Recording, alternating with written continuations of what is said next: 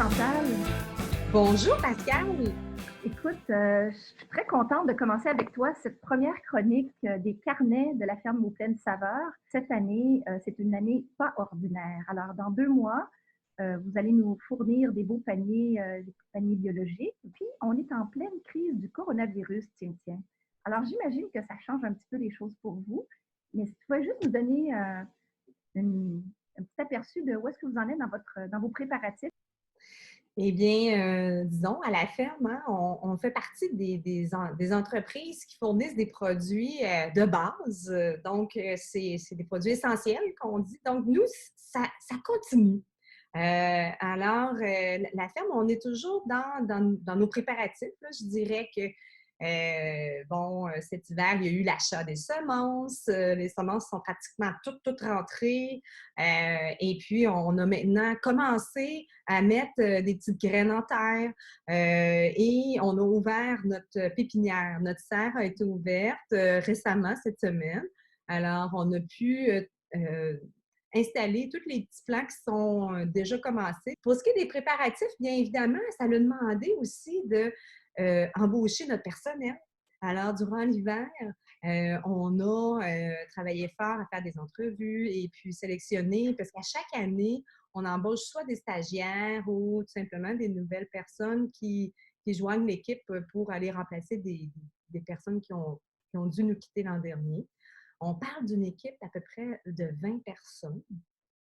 Alors, là-dessus, on en a une dizaine là, que c'est des Québécois et une dizaine que c'est des gens du Guatemala. OK. Alors là, vous êtes en plein préparatif de ça. Les gens ont été recrutés, donc vous êtes prêts bientôt à partir la machine. Comment est-ce que ça change les choses pour vous comparativement aux autres années?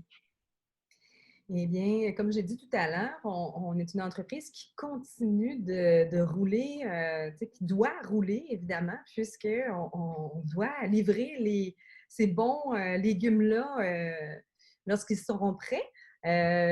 Alors, ça nous a demandé de nous adapter à la situation, évidemment, puisqu'on a quelques employés qui ont commencé à travailler avec nous, ceux en serre, en entretien, des employés aussi qui nous aident à faire l'administration.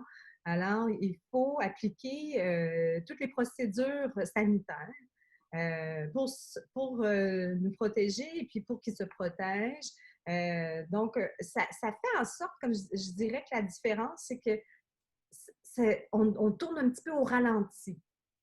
Puisque, bon, il faut justement se laver les mains souvent, puis, bon, garder nos distances, désinfecter beaucoup, désinfecter les espaces de travail, euh, les, euh, les, les poignées de porte, etc.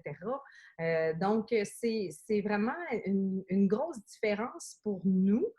C'est évident que nous, on va faire les paniers, ça continue, c'est notre priorité.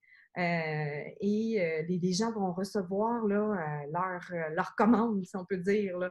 Mais évidemment, dans toutes les règles qui seront nécessaires, là.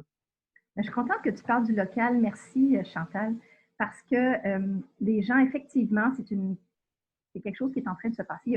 On est en train de vivre, je pense, une grande transformation mondiale, mais aussi le lien avec le local est très important. Et l'importance que prend le local dans nos vies. Depuis plusieurs années, je vous suis, mais je ne fais pas juste vous suivre, je consomme ce que vous produisez. Donc, j'ai très hâte à revoir mes paniers ou les produits que vous avez. Peux-tu nous dire un petit peu qu'est-ce qu'il y a qu'est-ce que vous anticipez comme produit cette année? Comme nouveauté, je dirais, on aurait des aubergines. Mais on avait commencé un peu l'année passée, il n'avait pas eu une grande quantité. Là, cette année, on devrait en avoir plus. Maintenant, si ta question, c'est qu'est-ce qu'il va y avoir en juin?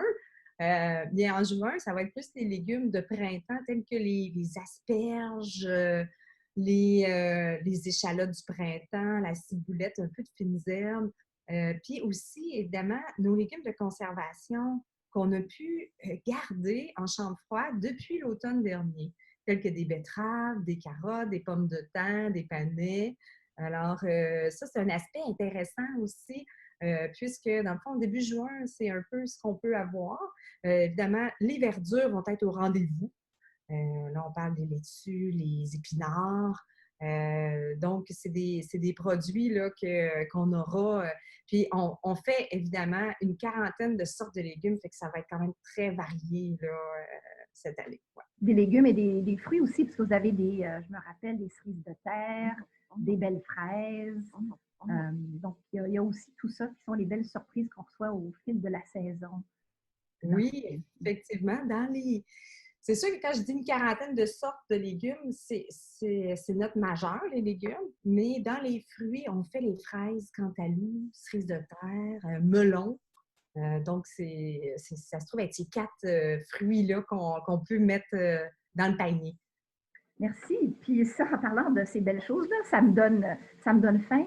Et puis sur le thème de la crise ou de la période spéciale en temps de paix qu'on est en train de vivre actuellement, où est-ce qu'on doit tous rester chez nous? On doit cuisiner énormément parce que les restaurants sont fermés. Ça change complètement nos habitudes. J'ai consulté, par exemple, aujourd'hui mes livres de recettes, puis je me suis dit, bon, qu'est-ce que je pourrais faire? Puis je prenais enfin le temps, c'est vraiment drôle, en tout cas. J'observais ce que je faisais. Je prenais vraiment le temps de lire les recettes, le narratif des livres qui m'intéressaient, ce que l'auteur avait dit, etc. Ce que je ne faisais pas avant. Avant, j'avais toujours le même livre, puis je prenais toujours à peu près les mêmes recettes. Ou je tournais les pages et puis je décidais de ce que j'allais préparer. Toi, qui cuisines beaucoup, tu proposes aussi des recettes au fur et à mesure que les paniers arrivent, que vous nous les envoyez. Qu'est-ce que tu pourrais nous proposer? Bien, en fait, en ce moment, avec les produits de saison qu'on peut retrouver, je parle des produits locaux quand même, on parle plus de produits comme des racines, des choux.